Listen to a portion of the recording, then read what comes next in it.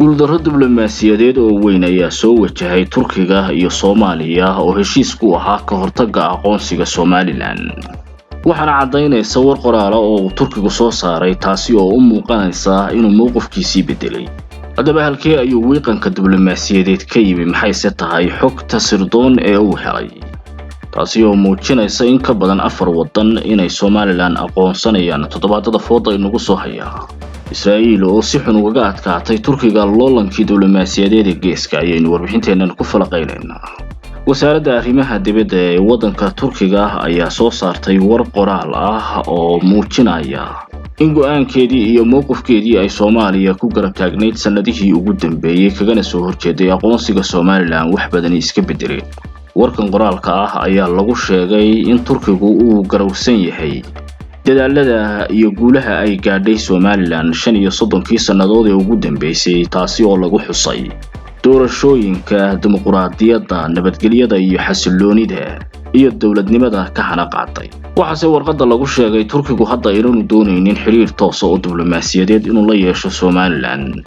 waxaana aanu ka shaqaynaynaa bay yiraahdeen wada hadallada isku soo dhaweynta iyo midnimada wadamada dunida gaar ahaan geeska Afrika.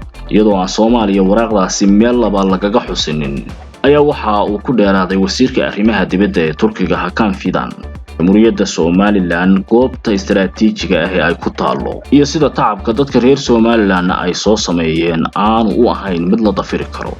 xeeldeerayaasha diblomaasiyadda ayaana waraaqda tan ku tilmaamay mid muujinaysa mowqifkii Turkiga uu hore u taagnaa oo ahayd inuu Soomaaliya garab siiyo Somaliland ka soo horjeedo uu ka soo dibcay isagoo oo waaqica iyo xaqiiqooyinka aan la dafiri karin ee indhaha laga qarsan karin ay saameyn ku yeesheen. xogo sirdoon oo uu helay ayaana ka dambeeyay inuu warkan qoraalka ah soo saaro kuwaasi oo ay u muuqatay inuu Somaliland weji ka sii samaysto maadaama oo waxba ka bedeli kari waayay la dagaalankii aqoonsiga Somaliland. arrintaasina ay noqotay mid wiiqantay oo diblomaasiyad ahaan looga adkaaday. xogaha sirdoon ee Turkigu helay ayaa ila wareedyo hoose waxay tibaaxayaan ra'iisul wasaaraha waddanka Israa'iil oo ku dhawaaqay isbaahaysi xooggan kaasi oo wadamo badan ay ku midaysan yihiin.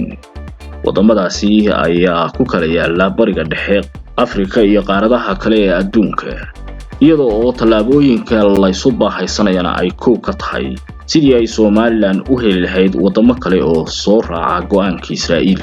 wadamada sida weyn haatan loo saadaalinayo inay toddobaadada fooda inagu soo haya qalinka ku toogi doonaan aqoonsiga Somaliland ayaa waxa koob ka ah Greece oo si weyn u danaynaya goobta istiraatiijiga ah ee ay Somaliland ku taalo. Morocco ayaa iyadana si weyn loo hadalhayaa inay qayb ka noqonayso aqoonsiga Somaliland.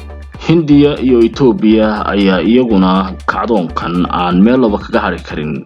waxaana ay noqonaysaa Netanyahu tallaabooyinka uu diyaarinaya kuwa bedela jahada ay haatan wax u socdaan soona afjara cid kasta oo ka soo horjeeda aqoonsiga Somaliland. tanina waxay cadaynaysaa in lagu kala adkaaday diblomaasiyaddii iyo legdankii geeska ee ka dhaxeeyay dawladaha aan loo lami karin ee Israa'iil iyo dawladaha Carabeed ee sida weyn uga soo horjeestay jamhuuriyadda Somaliland madax bannaanideeda.